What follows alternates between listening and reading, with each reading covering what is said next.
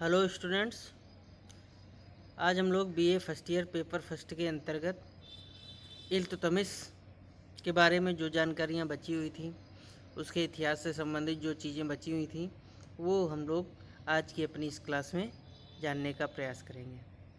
इससे पहले हम लोगों ने इल्तुतमिश जब गद्दी पर बैठा तो आराम से वो जूत के युद्ध करके उसने गद्दी प्राप्त की।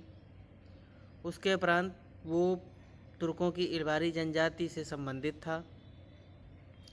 जो खास बातें हैं वो जो आपको याद रखनी है वो एक बार फिर से रिवाइज करा देता हूँ। और दूसरी जो है वो ये कि जब वो गद्दी पर बैठा था उस समय वो कहाँ का सूबेदार था? बदायूं का सूबेदार था।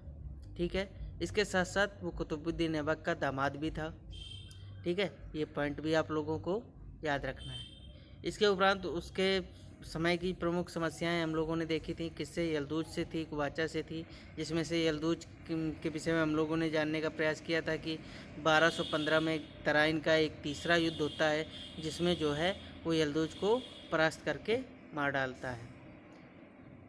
इसके बाद मोस्ट इम्पॉर्टेंट घटना थी 1221 की।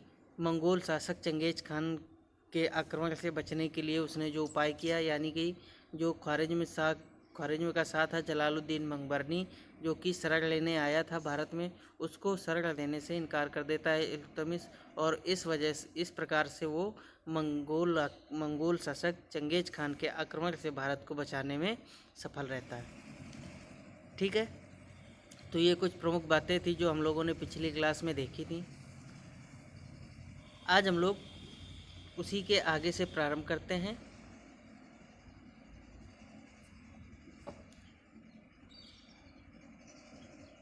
बात करते हैं कि बंगाल के विषय में भी मैंने बताया था कि ऐबक की मृत्यु के बाद उसने भी अपनी स्वतंत्रता की घोषणा जो है कर दी थी। बंगाल में एक अभियान भेजकर इल्तुतमिश ने सुल्तान गयासुद्दीन को हराया और मार डाला। ठीक है, उसने अपने पुत्र नासिरुद्दीन मोहम्मद को बंगाल का राज्यपाल, उसके बाद यह गवर्नर नियुक्त किया था।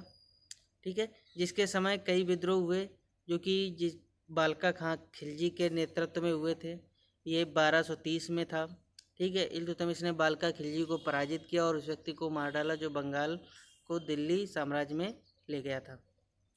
ठीक है, मतलब थोड़ा सा टाइपिंग मिस्टेक हो गई है। याद रखना कि उसने बालका खां की हत्या कर दी और उसके बाद बंगाल को जो है फिर से किस में मिला लिया? दिल्ली सल्तनत में मिला लिया था। और जो प्रमुख उसका उस समय का गवर्नर बनाया वो किसको बनाया?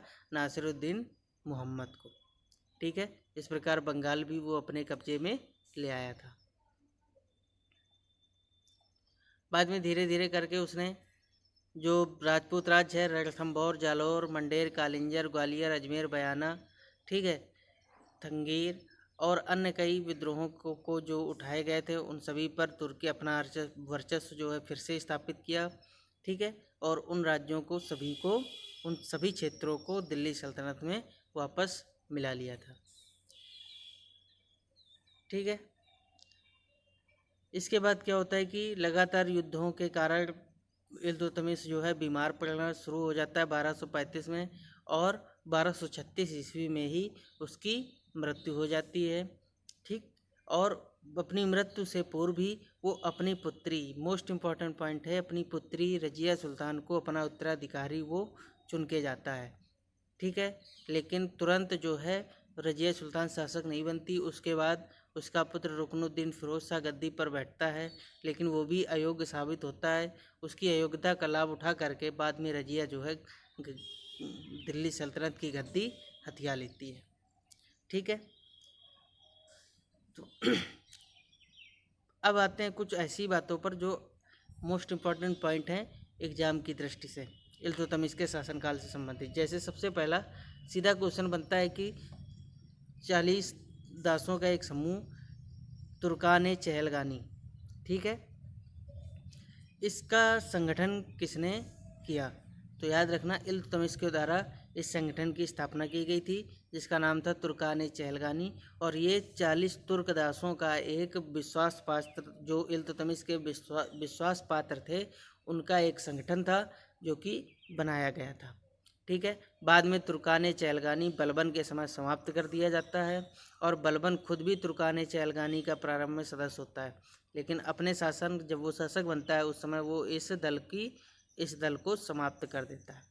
ठीक है, लेकिन वो हम बलबन के समय देखेंगे। तो दोनों पॉइंट याद रखिएगा, स्थापना किसने की, इल्तुतमिश ने की, और समाप्त किसने किया, बलबन ने किया। ठीक है।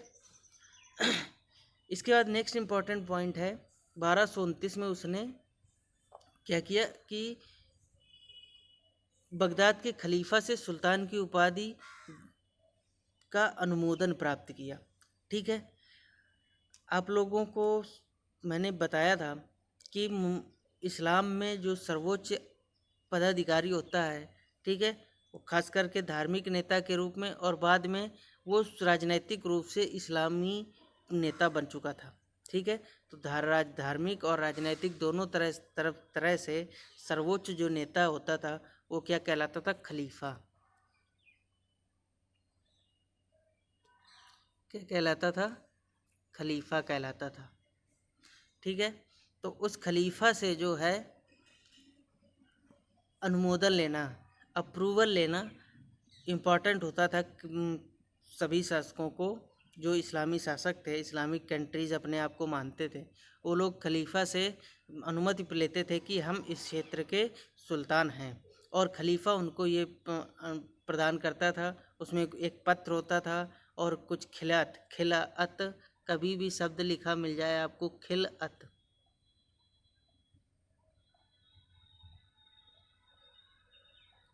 ठीक है। सीधे पे इस तरह से क्वेश्चन पूछते हैं कि खिलाअत क्या था, ठीक है, उसमें 4 ऑप्शन दे देगा।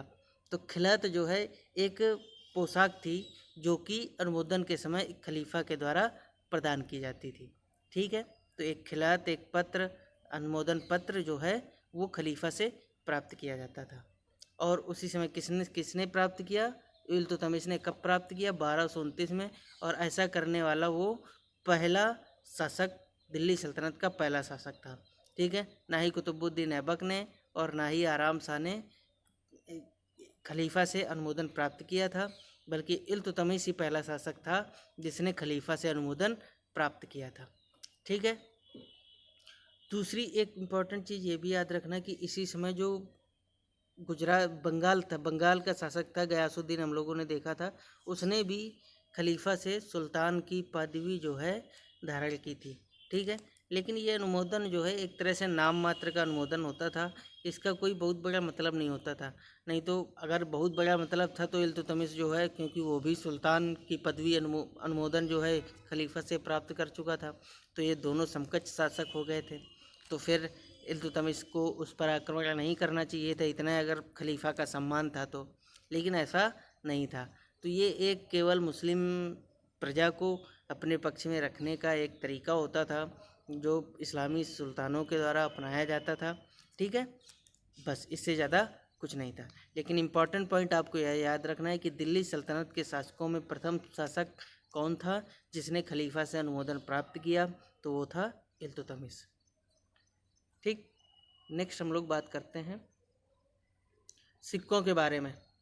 तो जो प्रारंभिक तुर्क शासक थे उन लोगों ने दिल्ली के टकसाल में जो हिंदू शाही बैल और घुड़सवार वाले सिक्के थे, मतलब कि जो हिंदू शासकों के द्वारा सिक्के चलाए जा रहे थे जिन पर बैल और घोड़ों की आकृतियां अंकित रहती थीं, वो सिक्के जो है जारी थे।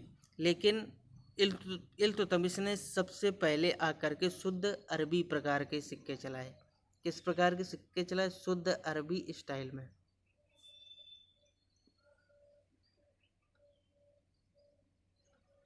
ठीक है। तो इसने 2 सिक्के चलाए, पहला चांदी का टंका, ठीक है,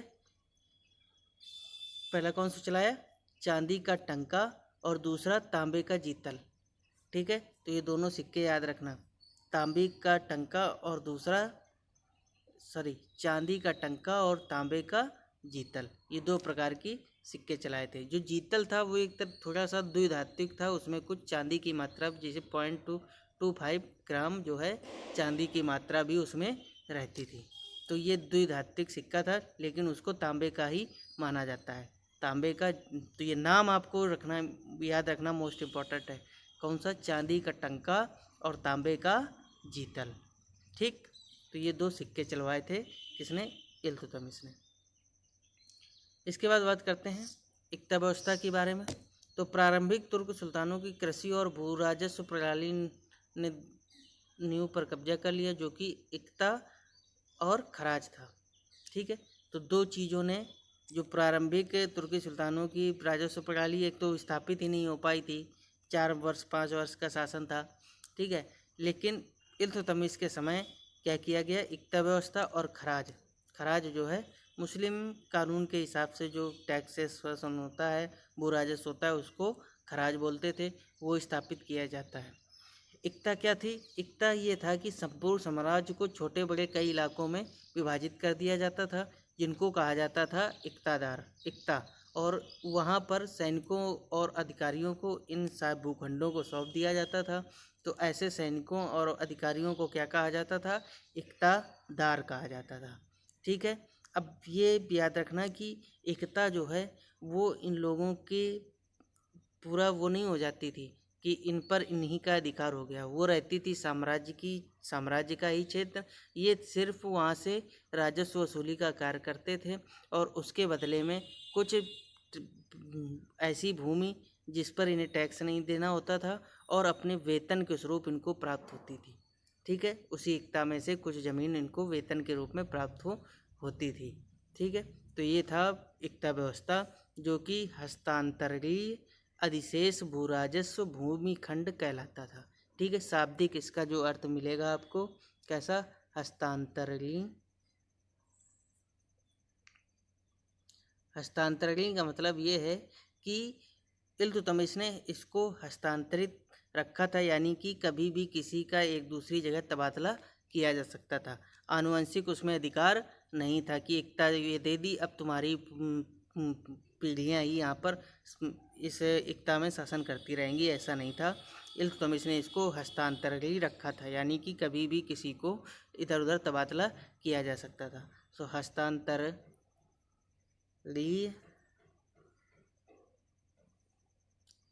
भू राजस्व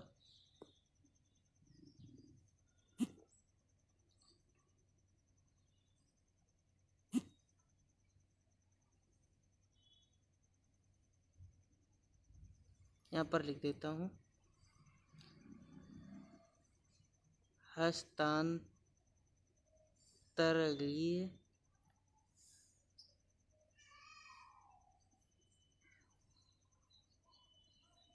भू राजस्व अधिशेष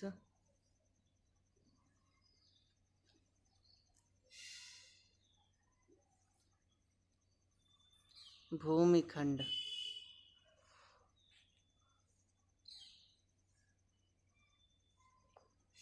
ठीक है, इस तरह का लिखा मिले तो उसका मतलब आप ये समझ जाइएगा कि ये इक्ता भूमि के लिए इस तरह का लिखा हुआ मिलता है। ठीक है, तो ये इक्ता की परिभाषा है एक तरह से। मेनली इक्ता क्या थी वो आप समझ चुके होंगे मेरी समझ से। ठीक है, तो चलिए आगे चलते हैं। तो आगे क्या चलते हैं कि यहीं पर जो है आपका ये पूरा जो है इल्तुतमिश जो है समाप्त हो जाता है। ठीक है, तो ये क्लास हम लोग यहीं पर समाप्त करते हैं।